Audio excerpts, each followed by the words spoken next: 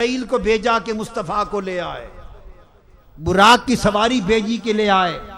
جب خدا کی بارگاہ سے قرآن کی خبر ریلیز ہوئی تو لے جانے میں نہ جبرائیل کا نام نہ براق کا نام، وہاں لکھا ہے کہ پاک ہے خدا کی ذات جو خود لے گئی۔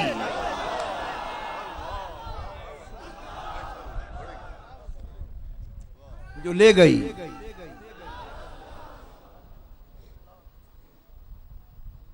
تو وہ چلے تو تب جبرائیل تو لے جانے کی خدمت پہ مامور تھے، براق سواری تھی، پر خدا ساتھ تھا۔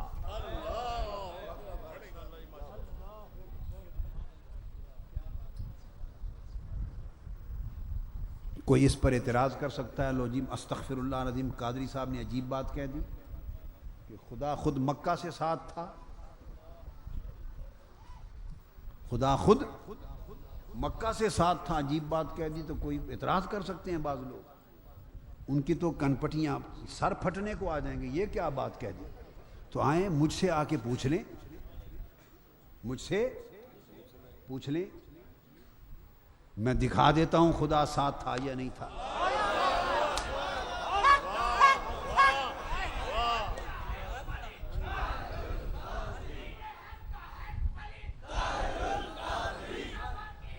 اور سادہ سی بات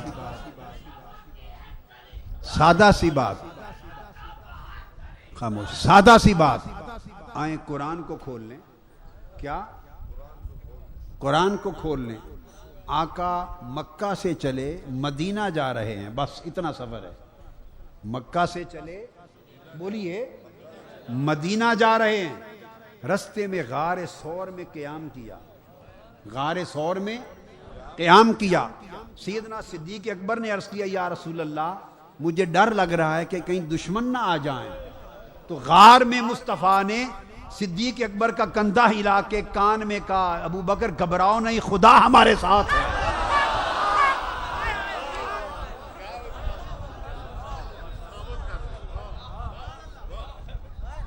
مکہ سے مدینہ جا رہے ہیں، سواری اونٹ کی ہے، ہمراہ ابو بکر ہے، سواری اونٹ کی ہے، لے جانے والا ساتھ ابو بکر ہے۔ غار ثور میں صدیق اکبر نے پوچھا، آقا دل میں ڈر آ رہا ہے کہیں دشمن نہ آ جائیں۔ کندھا ہلا کے کہا، ابو بکر ڈرو نہیں، ان اللہ معنا، خدا کی قسم خدا ہمارے ساتھ۔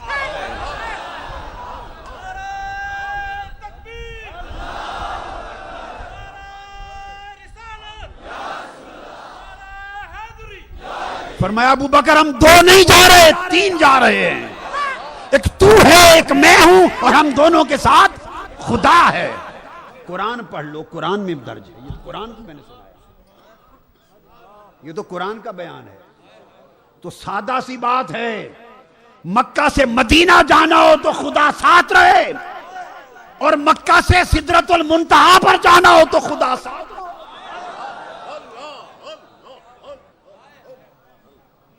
ابو بکر اور اونٹنی کی سواری ہو، اس سفر میں خدا ساتھ نہ چھوڑے، اور براق اور جبرائیل کا ساتھ ہو، مصطفیٰ جا رہے ہو اس وطن میں، تو خدا ساتھ نہ ہو۔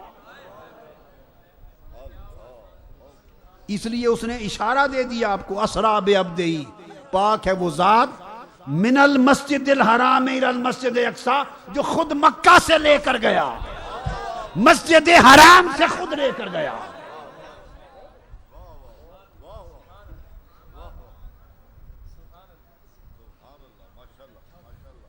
اچھا اب کوئی کہہ سکتا ہے، پھر ابھی بھی کسی کی سمجھ میں بات نہ آئے، جس کی سمجھ میں ابھی بھی بات نہ آئے اس کو کہہ دیں گے، اور چیز بڑھا دیں گے۔ اللہ نے کہا، اسی کو پکڑ کے کہیں گے، نحن اقرب الیہ من حبل الورید، میں تمہاری شاہراب کے بھی قریب ہوں، تمہاری تو شاہراب کے بھی قریب تمہارے ساتھ ہے۔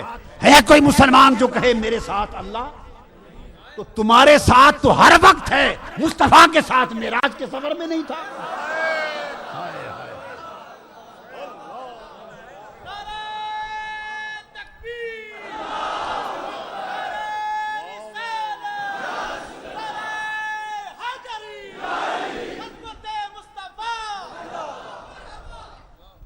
تو اسریٰ بعبدہ من المسجد الحرام الی المسجد الاقصی، ساتھ لے کر گیا، مسجد حرام سے اقصیٰ سدرۃ المنتہا تک اوپر. اب یہاں کوئی اور اعتراض کر سکتا ہے, وہ کہے گا کہ اگر یہاں سے لے کر گیا تو ملاقات ہی یہیں ہو جاتی, کر لیتے, وہاں لے جانے کی کیا ضرورت تھی؟ اگر لے کر ساتھ جا رہا ہے اللہ تو ملاقات یہی کر لیتے, قصہ ختم ہو جاتا. لے جانے کی کیا ضرورت تھی؟ ہاں تو یہ بھی سن لو, یہ بھی جو کچھ ذہن میں آئے آپ بتا دیا کریں, ہم صفائی کرنے کے لیے حاضر ہیں. اگر یہ خیال آئے کہ یہاں سے لے کر گیا تو ملاقات یہی کر لیتا, نہیں, اس کا بھی جواب سن لیں. اس نے کہا محبوب نہیں, ملاقات یہاں نہیں کریں گے, ملاقات وہاں کریں گے جہاں کوئی نہ ہو. ہائے ہائے ہائے ہائے ہائے, ملاقات وہاں کریں گے جہاں کوئی نہ ہو. ہائے ہائے ہائے. ارے یہ بات کہ ملاقات وہیں کر لیتا, کوئی وہی نادان کر سکتا ہے جسے ملاقات ہی کی خبر نہیں کہ ملاقات ہوتی کیا ہے. ارے ملاقات کبھی ہجوم میں ہوتی ہے؟ یہ ہجوم اہل مکہ کا, یہ ہجوم قریش مکہ کا, یہ ہجوم منکرین مصطفیٰ کا, یہ سرداران قریش کا, یہ ان کا ہجوم یہاں, یہ دنیا ملاقات کی جگہ ہے. ہائے ہائے.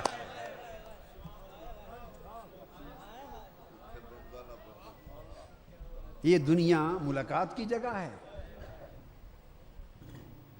اس نے اشارہ تو دے دیا, اسرا بعبدہ لیلاً, رات کو لے گیا.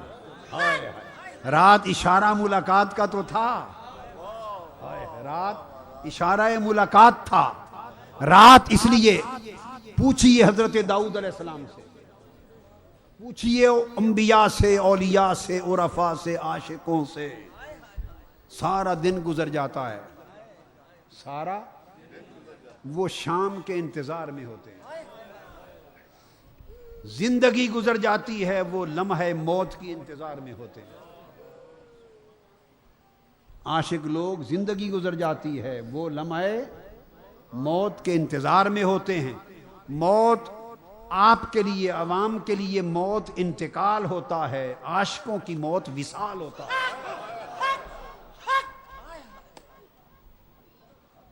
ہم لوگ موت سے ڈرتے ہیں, عاشق لوگ موت کو چاہتے, موت کی طرف دوڑتے ہیں, کیونکہ موت لمحہ ملاقات ہوتا ہے. موت لمحہ, روح جب قفس انصری سے پرواز کرتی ہے تو عاشق عام آدمی کی روح کو ملک الموت, موت کا فرشتہ قبض کرنے کے لیے آتا ہے اور کھینچ کے لے جاتا ہے. عاشق کی روح کو 500 فرشتوں کا جلوس لے کر ملک الموت آتا ہے.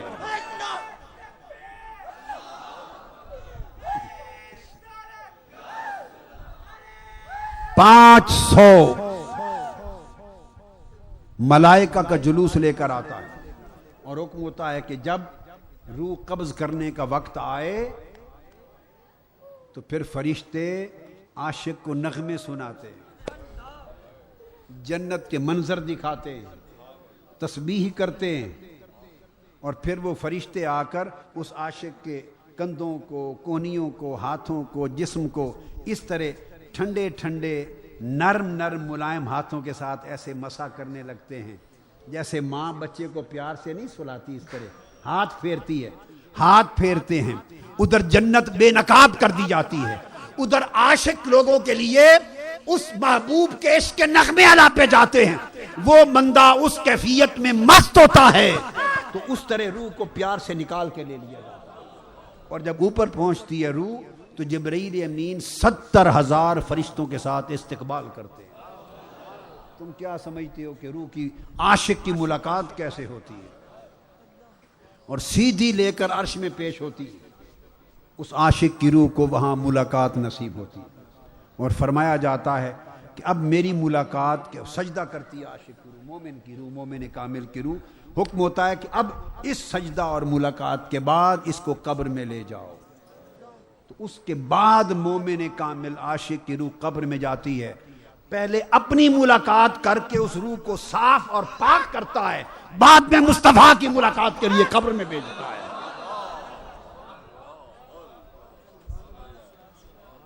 روح کو سیدھی ملاقات مصطفیٰ، دیدار مصطفیٰ کے لیے سیدھا قبر میں نہیں بھیجتے، پہلے عرش پہ لے جاتے ہیں۔ کون ہے؟ جسم سے نکلتی ہے عرش پہ جاتی ہے، وہاں سے قبر میں آتی ہے۔ آپ تو جسم کو قبر میں رکھاتے ہیں مگر روح ایک سفر طے کر کے آتی ہے، پہلے عرش پہ جاتی ہے، دیدار خدا کر کے دھلتی ہے، دھلتی ہے، دھلتی ہے، پاک صاف ہوتی ہے، اجلی ہوتی ہے، انوار الہیہ کا نیا لباس پہنتی ہے، روح دلہن بنتی ہے، انوار چھاتے ہیں۔ اللہ اپنے دیدار کے ذریعے اسے تیار کرتا ہے، اسے سنوارتا ہے، اسے منور کرتا ہے۔ فرماتا اب یہ روح پاک صاف اور روشن ہو گئی، اب اس قابل ہے کہ میرے مصطفیٰ کا دیدار کرے۔ اب قبر میں لے جایا جاتا ہے، سوال ہوتے ہیں، پردہ اٹھتا ہے تو مصطفیٰ سامنے آتے ہیں۔ پہلے اپنی حاضری پھر مصطفیٰ کی حاضری، یہ اسی طرح ہوتا۔ آپ سمجھیں گے یہ کیسے؟ آپ کہیں گے، سوال کریں گے یہ کیسے کہ پہلے اپنی بارگاہ میں بلاتا ہے، حالانکہ اس کی بارگاہ بڑی ہے، پھر محبوب کے دیدار کے لیے بھیجتا ہے۔ یہ الٹ کام ہے، الٹا ہے تب اسی کا، سیدھا ہے تب اسی کا، اس سے جا پوچھو۔ میں نے تو صرف بتایا ہے آپ کو، میں نے تھوڑا بھیجا ہے روح کو کہ پہلے ادھر جا پھر حضور کے دیدار کے لیے قبر میں آنا۔ بھئی یہ رب سے جا پوچھو، الٹا ہے تب اسی کا، سیدھا ہے تب اسی کا۔ البتہ اتنا کرتا ہوں کہ آپ کو سمجھ نہیں آئی کہ ایسا کیوں کرتا ہے، کیوں کا جواب دے دیتا۔ کیوں کا جواب اس کا طریقہ ہے، روح کو اپنے ہاں بلا کر دھوتا ہے، پاک صاف اجلا کرتا ہے، کہتا اب جا میرے مصطفیٰ کے دیدار کے لیے۔ اسی طرح جیسے ہر حاجی کو پہلے کعبہ بلا کر صاف کرتا ہے، پھر کہتا ہے جا گنبد خضرا میں جا۔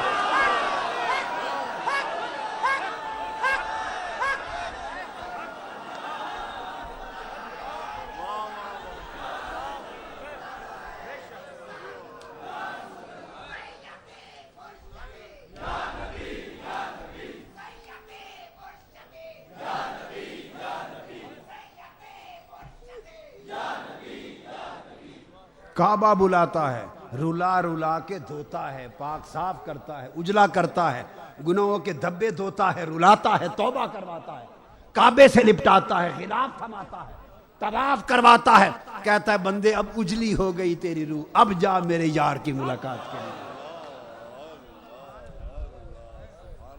اب آ میرے یار کی ملاقات کے لیے، اب تو مدینہ میں آنے کے قابل ہے۔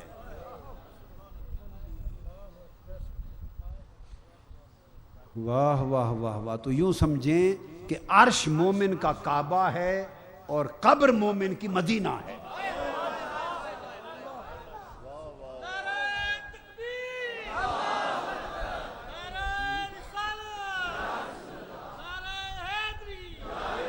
تو ملاقات کے لیے وہاں بلاتا، اس کا طریقہ سنت یہ ہے، اور سارا دن گزرتا ہے بندے کا عاشق لو۔ یہ تو ہے کہ عاشق موت کی شام کے انتظار میں تڑپتے ہیں کہ وہ وقت آئے، ان کو پتہ کیوں تڑپتے ہیں، ان کو پتہ ہے لمحہ ملاقات آ رہا ہے۔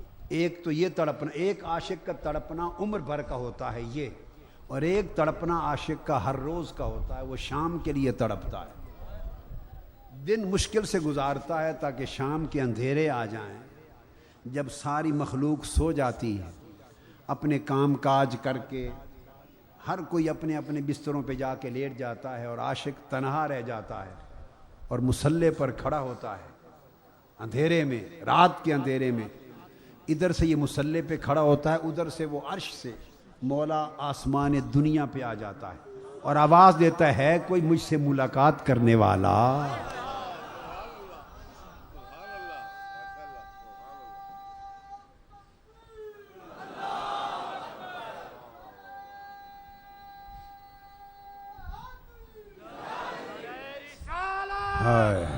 ہے کوئی مجھ سے ملاقات کرنے والا۔ تو عاشق جب مصلے پہ کھڑا ہوتا ہے، عاشق جب مصلے پہ کھڑا ہوتا ہے، اس کا جسم فرش پہ ہوتا ہے، روح عرش پہ ہوتی ہے۔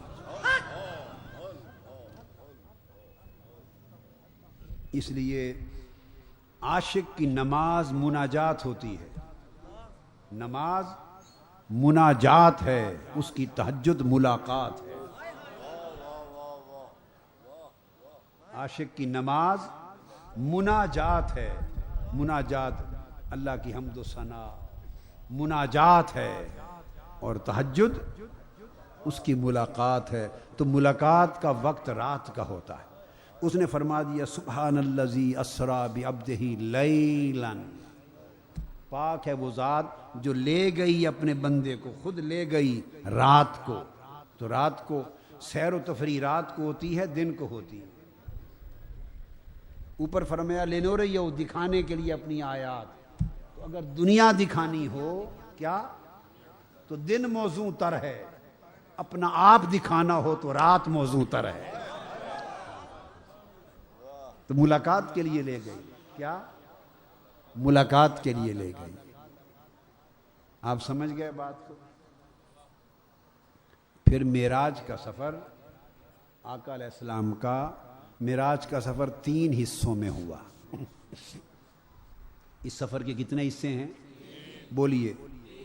ایک مسجد حرام سے مسجد اقصی تک، بولیے مسجد، یعنی مکہ سے بیت المقدس تک ایک حصہ سفر کا۔ دوسرا حصہ سفر معراج کا مسجد اقصی سے سدرۃ المنتہا تک، مسجد اقصی سے سدرۃ المنتہا تک، 2 حصے۔ پھر تیسرا حصہ سدرۃ المنتہا سے شروع ہو کر قاب قوسین او ادنا تک، 3 حصے آقا کے معراج کے سفر کے۔ کتنے حصے ہیں؟ 3 حصے۔ اور اس کی وجہ کیا ہے؟ معراج کو 3 حصوں میں کیوں کروایا؟ اس کا سبب یہ کہ حضور کی شخصیت کے 3 گوشے ہیں۔ آقا علیہ السلام کی ذات مقدسہ کے 3 گوشے ہیں۔ ایک ہے گوشہ بشریت، ایک ہے گوشہ بشریت، وہ اس دنیا کے لیے، ایک ہے گوشہ نورانیت اس دنیا کے لیے، اور ایک ہے گوشہ حقیقت، وہ اس دنیا کے لیے جو دنیا ہی نہیں، سب دنیاؤں سے بالا ہے، لا مکان کے لیے۔ 3 گوشے۔ اللہ نے چاہا کہ محبوب آپ کا معراج ایسا ہو کہ آپ کی ہستی اور آپ کی ذات کے ہر گوشے کو جدا جدا معراج ہو جائے۔ تو جب مسجد حرام سے مسجد اقصی پہنچے اور تمام انبیاء، دنیا انسانیت، دنیا بشریت کے تمام امام و پیشوا اور مقتدا انبیاء علیہ السلام صف در صف آقا کے پیچھے مقتدی بن کے نماز میں کھڑے ہو گئے، اور حضور مقتدا انبیاء اور رسول ہو گئے، تو مصطفیٰ کی بشریت کا معراج ہو گیا۔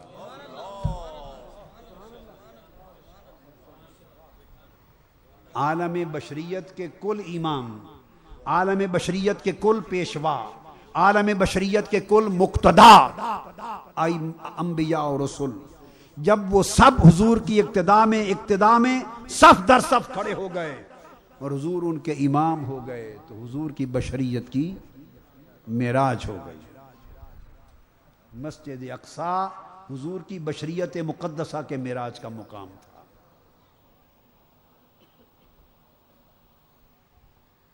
جب بشریت مقدسہ کا معراج ہو رہا ہے، سارے انبیاء کو یہاں جمع کیا، سارے انبیاء کو یہاں جمع کیا۔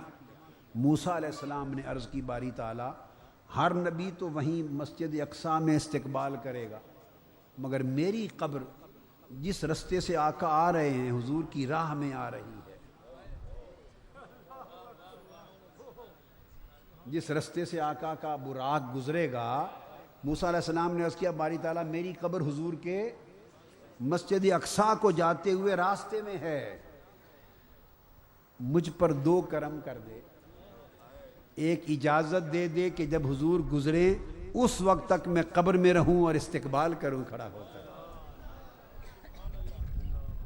اور دوسری اجازت دے چونکہ حضور تو براق پر ہوں گے اور پھر اس سے پہلے مسجد اقصی میں بھی پہنچ جاؤں کہ پہنچ کر پہلے آپ کا وہاں بھی استقبال کروں.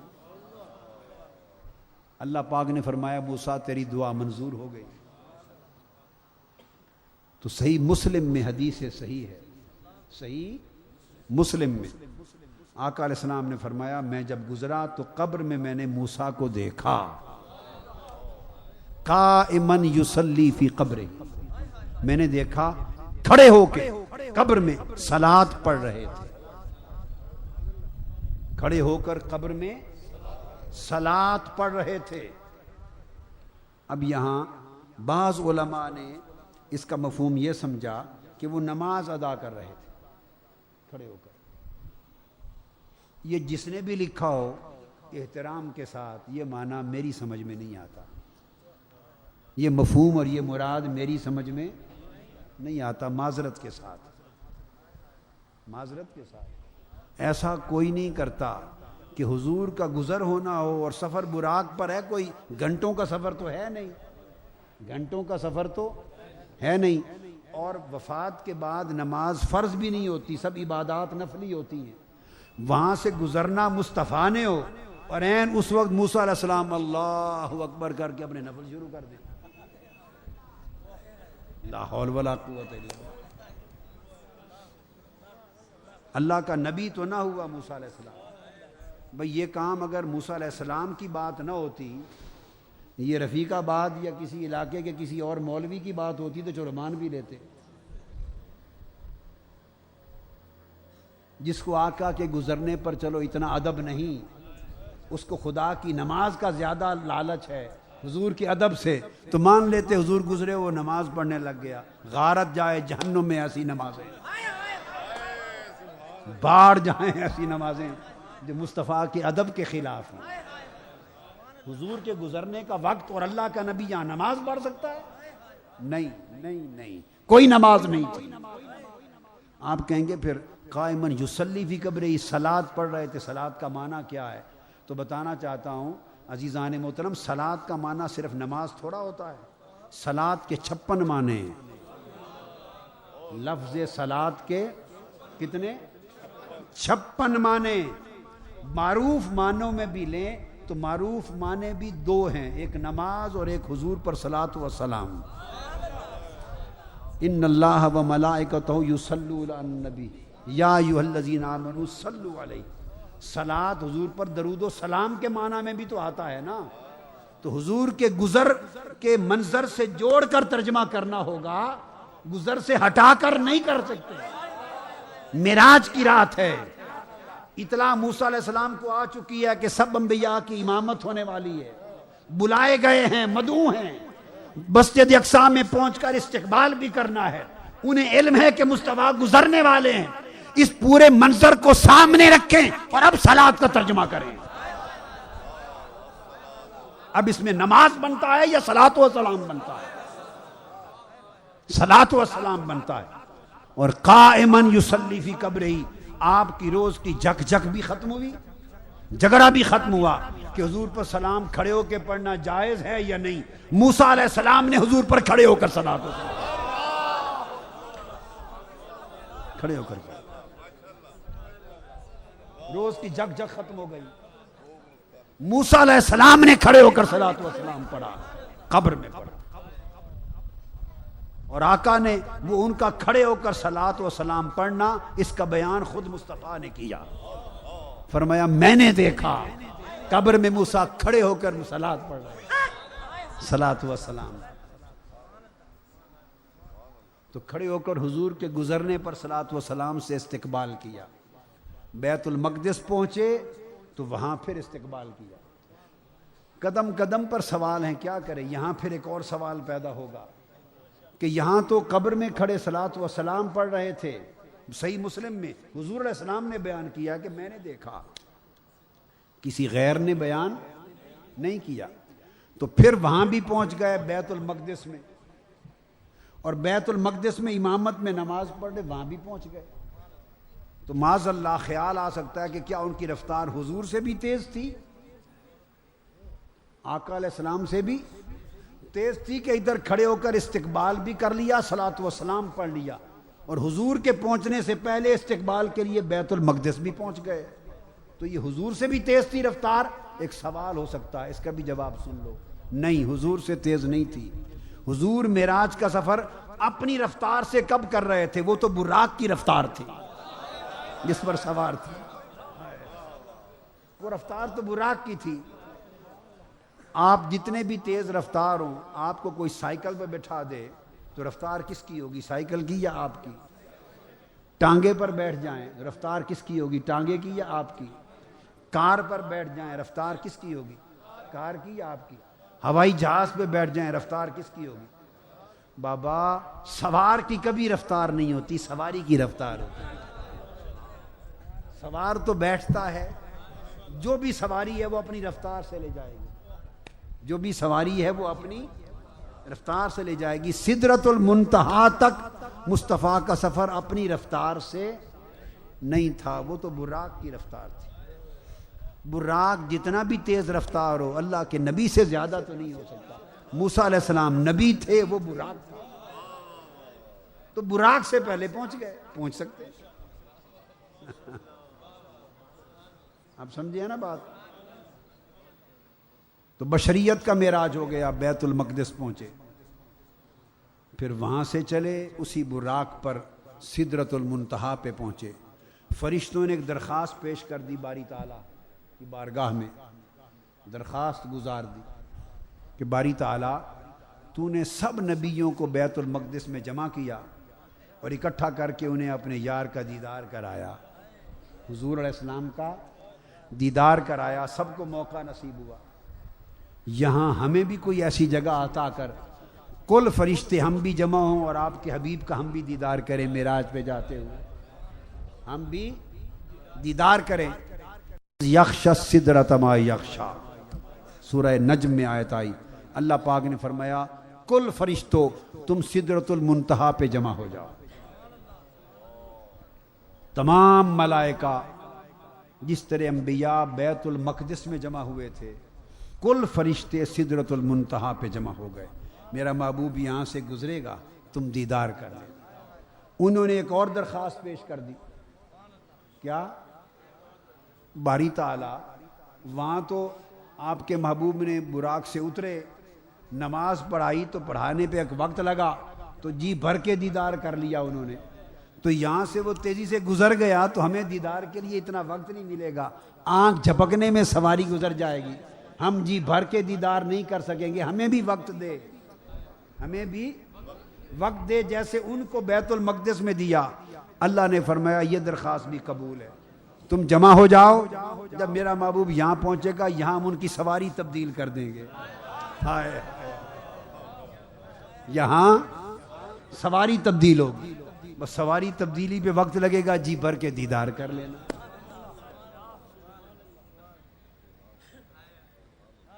جب سدرۃ المنتہا بیت المقدس پہنچے، کل انبیاء حضور کے دیدار اور اقتداء میں جمع ہو گئے. بشریت مصطفیٰ معراج کو پہنچی، سدرۃ المنتہا پہ پہنچے، کل عالم نور، عالم نور تمام ملائکہ جمع ہو گئے، حضور کا دیدار کرنے لگے. حضور کی نورانیت کو معراج ہو گیا. جب سدرۃ المنتہا سے نکلے تو دیکھا جبرائیل پیچھے رہ گئے. میں جبرائیل آگے چل، ساتھ لینے آیا ہے. عرض کہ یا رسول اللہ لو دنوت انملتن لہترکت، اگر ایک چیونٹی کے برابر بھی اس جگہ سے آگے بڑھوں تو اللہ کی انوار و تجلیات کا پرتو آگے اتنا ہے کہ میں بھی بڑھوں تو جل جاؤں گا. اب اس سے اوپر جو انوار الہیہ ہیں اور تجلیات الہیہ ہیں، وہ جبرائیل ہو کے بھی میں برداشت نہیں کر سکتا. تو اجازت مانگ لی، حضور میرا الوداعی سلام قبول. دیدار ہو رہا ہے، اللہ نے فرمایا تھا سواری بدل دیں گے، جی بھر کے تک لینا. براق کو حکم ہوا اب تو اس سے آگے جبرائیل نہیں جا سکتا، براق تو کیسے جا سکتا؟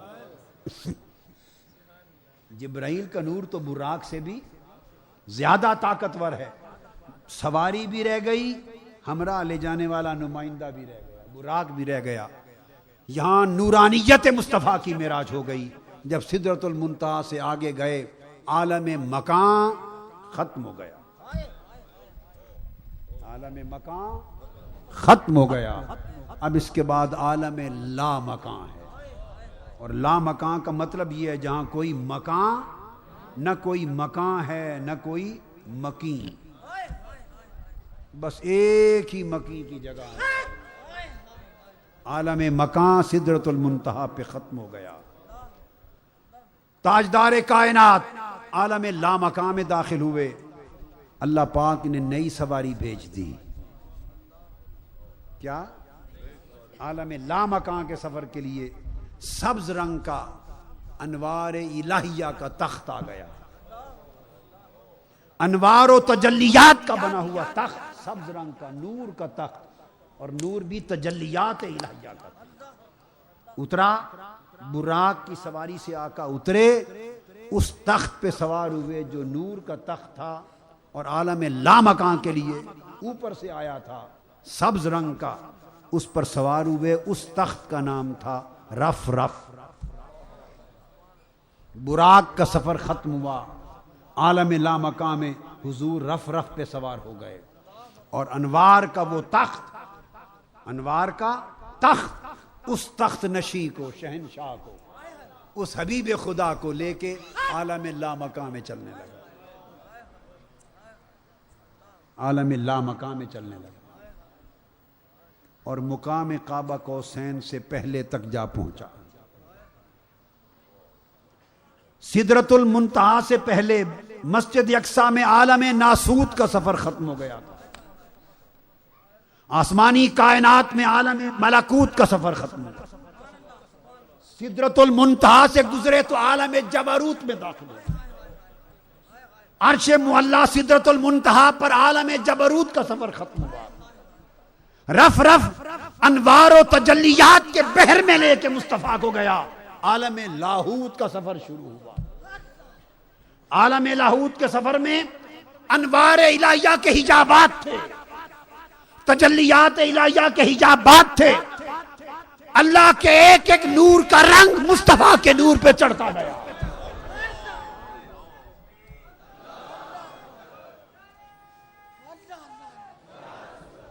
وہ مقام آیا کہ عالم لاہوت کا سفر ختم ہوا.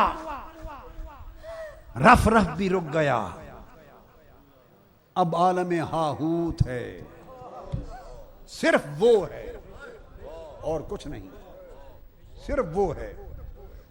رف رف نے بھی سلام الوداع عرض کر دیا. جب رف رف رک گیا تو ارشاد ہوا محبوب رک جا, اب ایک اور سواری آ رہی ہے. اس عالم ہاہوت میں جب کچھ نہ تھا انوار و تجلیات الہیہ کے سوا, تو آقا نے فرمایا ایک بقع نور آیا, ایک نور کا حالہ, اس نے مجھے اپنے اندر لے لیا اور نور کے حالے میں مجھے اوپر لے جایا گیا. وہ نور کیا تھا اور اس نور کا حالہ کیا تھا جس نے مصطفیٰ کو اپنی گود میں لے کر کا سفر کرایا, یہ یا سفر کرانے والا جانے یا جانے والا جانے. بقع نور میں حضور کو لے جایا گیا.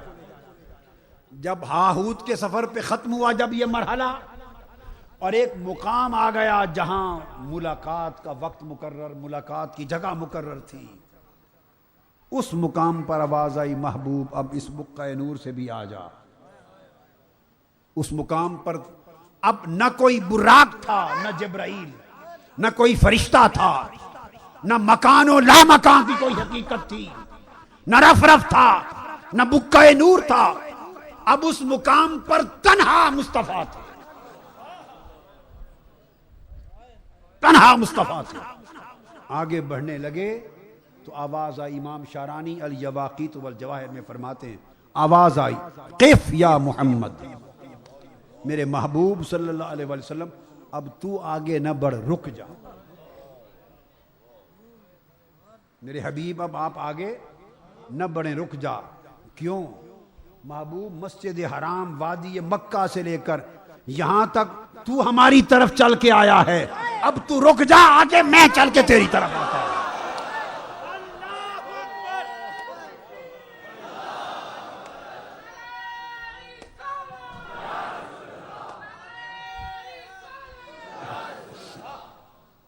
اب مقام استقبال آ گیا ہے، اب مقام ملاقات آ گئی ہے۔ فرمایا محبوب تو اب رک جا، اب میں آ گیا تھا۔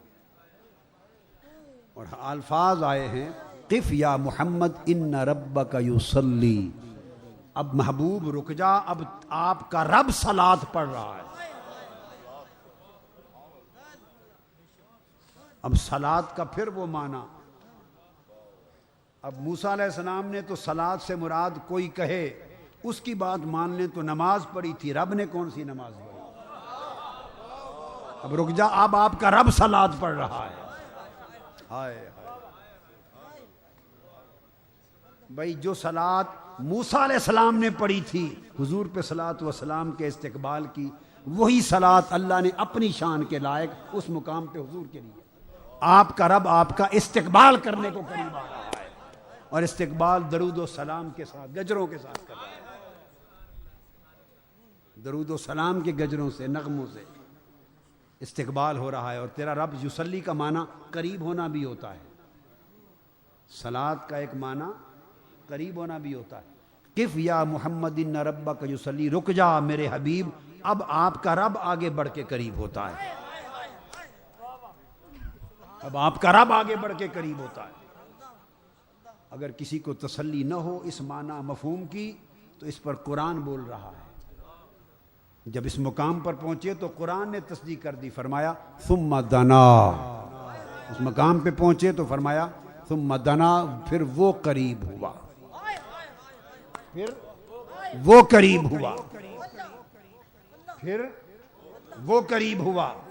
اب یہاں لوگوں کو مغالتے ہیں، وہ کہتے ہیں کہ ثم دنا، وہ قریب ہوا، یہ لفظ تو نہیں آیا نا کہ کون قریب ہوا،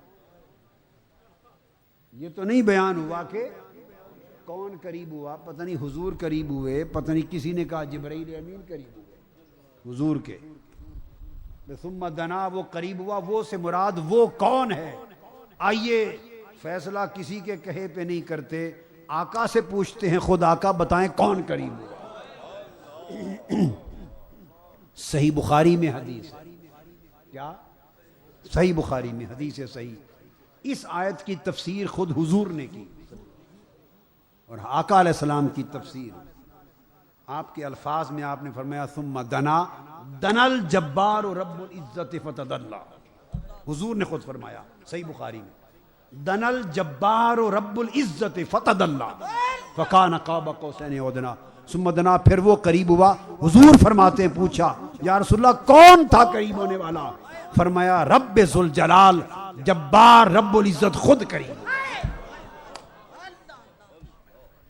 اور بیان آقا کی حدیث بخاری شریف، سمجھ آ گئی؟ ثم دنا، اب تصدیق ہو گئی محبوب، اب تو رک جا، وہاں سے یہاں تک تو چل کے آیا ہے، اب رک جا، آگے میں چل کے آتا ہوں، تیرے قریب ہوتا ہوں۔ تو دنا الجبار رب العزت، حدیث پاک کے مطابق پھر اللہ حضور کے قریب ہوا، فتدلى، پھر اور قریب ہوا، قریب ہوا تو قریب ہو گیا، قریب ہوا تو قریب ہو گیا، باقی کیا رہ جاتا ہے؟ یہاں تک تو بات سمجھ میں آئی کہ قریب ہوا، یہاں تک تو بات سمجھ میں آئی، پھر جب اس نے فرما دیا فتدلى، پھر وہ اور قریب ہوا۔ وہ قربت کیا تھی؟ جو قربت پہ قربت ہو گئی، وہ قربت کیا تھی جو قربت پر ہو گئی، جس نے پہلی قربت کو بود بنا دیا، اور پہلی قربت کے اندر جو فاصلے تھے وہ بھی مٹا دیے۔ تو ہے یہ بات کہ وہ پہلی قربت تھی، دوسری قربت وصال تھی۔ ہائے دنا کی قربت، دنا میں قربت تھی، اور قربت میں فاصلہ ہوتا ہے، ہائے ہائے ہائے، جب آپ کہتے ہیں نا میرے وہ قریب ہے، تو لفظ قریب کے اندر ایک فاصلہ ہوتا ہے، خواہ 1 فٹ بنا لیں، خواہ 6 انچ بنا لیں، خواہ 3 انچ بنا لیں، بابا 1 انچ بنا لیں، 5 فٹ بنا لیں، جب کہتے ہیں کہ میں فلاں کے قریب ہوں تو قریب میں ایک فاصلہ ہوتا ہے۔ ایک قربت وہ ہوتی ہے جس میں فاصلہ ہوتا ہے، تو ثم دنا، یہ تو وہ قربت عام قربت تھی، قربت ہوئی، فتدلا، پھر وہ اور قریب ہوا، یہ دوسری قربت وہ تھی جس نے قربت سے فاصلہ بھی مٹا دیا۔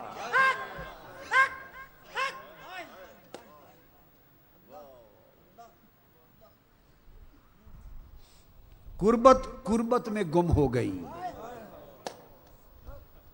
قربت کا فاصلہ بھی جاتا رہا، ہائے ہائے، اور ایک ہم ہیں کہ آج تک فاصلے بناتے پھرتے ہیں، ہائے ہائے، ایک ہم ہیں کہ آج تک فاصلے بناتے پھرتے ہیں اور فاصلے ناپتے پھرتے ہیں، فاصلے، وہ قریب ہوا، پھر وہ اور قریب ہوا تاکہ اس قربت کا فاصلہ بھی نہ رہے۔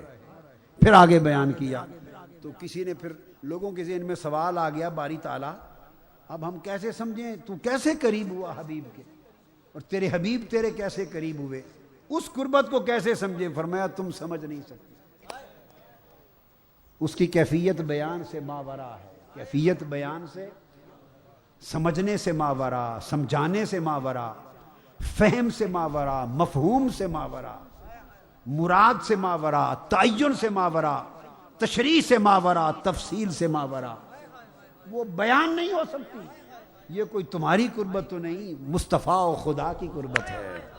ثم دنا فتدلا، اور فاصلہ مٹ گیا ہے، اس قربت کو تمہیں کیا بیان کروں، تمہیں تو باری تعالیٰ ہم کیسے سمجھیں گے؟ تو فرمایا تم تو وہی بات سمجھ سکتے ہو نا جو تمہاری زندگی میں ہو، جو چیز تمہاری زندگی اور تجربے اور مشاہدے میں نہیں، وہ تو تم سمجھ ہی نہیں سکتے۔ تو باری تعالیٰ سمجھ گئے کہ ہم سمجھ نہیں سکتے، سمجھ گئے کہ ہم سمجھ نہیں سکتے، چلو جو ہماری زندگی میں ہے اسی کی مثال دے کے کچھ تو سمجھا دے، ہم سمجھیں گے کہ یہ تیری قربت کی مثال نہیں، ہماری زندگی میں کوئی مثال دے تاکہ ہم اس سے کچھ سمجھ جائیں، اشارہ مل جائیں کہ قریب ہوئے، پھر قریب ہوئے تو کہاں تک قرب پہنچا۔ فرمایا ہاں اب بات ہوئی، تمہیں تمہاری سمجھ کے مطابق مثال دے دیتے۔ فرمایا قاب قوسین ثم دنا، پھر وہ قریب ہوا، فتدلا، پھر وہ مزید قریب ہوا تاکہ قربت کا فاصلہ بھی مٹ جائے، اور اتنا قریب ہوا کہ قاب قوسین، تمہارے سمجھانے کے لیے اتنے قریب ہو گئے ہم دونوں، احدیت اور احمدیت، احدیت اور محمدیت، عبدیت اور معبودیت، پھر اتنے قریب ہو گئے کہ تمہارے سمجھانے کے لیے کہا جیسے 2 کمانیں آپس میں مل جاتی ہیں، جیسے 2 کمانیں مل جاتی ہیں۔ اب آپ کو سمجھا دوں، چونکہ ہمارے سمجھانے کے لیے کہا، یہ سمجھ یہیں رہ جائے گی، اس نے اوپر نہیں جانا، اور اس کا اطلاق بھی اس کے اوپر نہیں، وہ تو ہمارے تمہارے سمجھانے کے لیے ہمارے احوال زندگی میں سے ایک مثال دے دی، وہ تو مثالوں سے پاک، اور جو قربت اور وصال اس رات ہوئی وہ بھی مثالوں سے پاک۔ فرمایا قاب قوسین، 2 کمانوں کا فاصلہ رہ گیا، اچانک محبت اور وصال کی بات ہو رہی تھی، تیر کمان کہاں آ گیا درمیان میں؟ بات محبت کی، وصال ملاقات کی ہو رہی تھی، پیار کی بات تھی، درمیان میں تیر کمان آ گیا، قاب قوسین، 2 کمانوں کا فاصلہ رہ گیا۔ پیار اور وصال میں اور کمان میں کوئی واسطہ ہے؟ بولیے ہے؟ یہی تو نادانی ہے، تمثیل کی ہے، تمثیل ہے، کمان سے مراد وہ تیر والی کمان نہیں، ہمیں سمجھایا جا رہا ہے، اور وہ مثال سے پاک ہیں۔ سمجھایا کہ جب دو دوست آپس میں ملتے ہو اور قریب ہوتے ہو پھر اور قریب ہوتے ہو گلے تو کیسے کرتے ہو؟ اس طرح دو ہاتھ پھیلا لیتے ہو. جب دو ہاتھ پھیلاتے ہو یہ جو دو ہاتھ ہیں یہ کیا شکل دے رہے ہیں؟ اس کی شکل کیا ہے؟ بولیے نا. او بھائی گڈے اڑان والے ہو، وہ لاہوریے گڈے والے گڈیاں والے ہو. پتنگ پتنگ جب اڑاتے ہیں تیر کے پیچھے کمان ایک ہوتی ہے کہ نہیں؟ کمان ہوتی ہے. تو کمان کی شکل کیا ہوتی ہے؟ آپ کھڑے ہو کے دکھائیں نا، ادھر کریں. کیا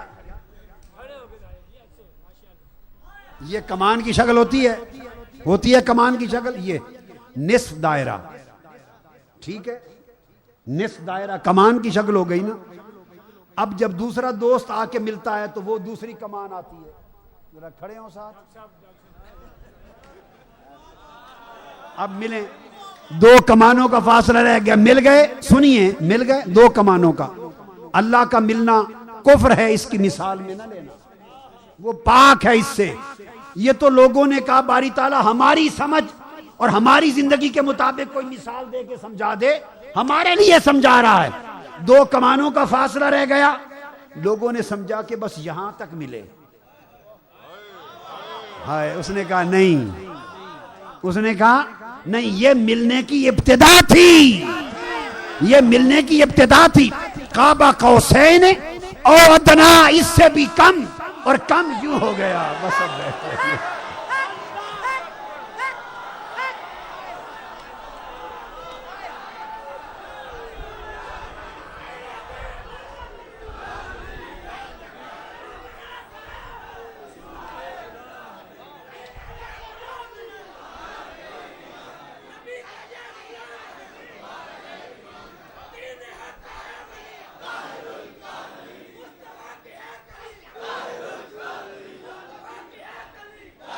اور میں آپ کو یہ بتا دوں، ہاشا وکلا، اللہ اور اس کے حبیب کا ملنا ایسا نہ تھا. ان کا ملنا اس مثال سے پاک ہے. یہ انسانوں کا ملنا ہے، دوستوں کا ملنا ہے. اللہ کی ذات اور مصطفیٰ کی ذات کا ملنا اس ملاقات کے طریق سے پاک ہے. اس نے چونکہ انسانوں کو سمجھانے کے لیے کہا، اور جو سمجھانے کی مثال دی میں نے کر کے دکھا دی. اب بلا تشبیہ و بلا مثال، آپ نے مثال سمجھ لی. مقصود سمجھانا یہ تھا کہ پھر وہ قریب ہوا، پھر وہ اور قریب ہوا، پھر اتنے قریب ہوئے کہ دو کمانوں کا فاصلہ رہ گیا، اور لوگ سمجھے کہ شاید فاصلہ رکھ کر ملاقات کی. یار نے یار سے، خدا نے مصطفیٰ سے، محب نے حبیب سے کمانوں کا فاصلہ رکھ کر ملاقات کی. اس نے کہا نہیں، یہ تمہارے سمجھانے کی بات تھی. ملاقات کی حقیقت یہ تھی کہ ابتدا میں تو کمانوں کا فاصلہ کی مانند تھا، اور ادنا جب ملاقات انجام کو پہنچی تو اس سے بھی قریب تر فاصلہ ختم ہو چکا تھا. سب فاصلے مٹ گئے تھے.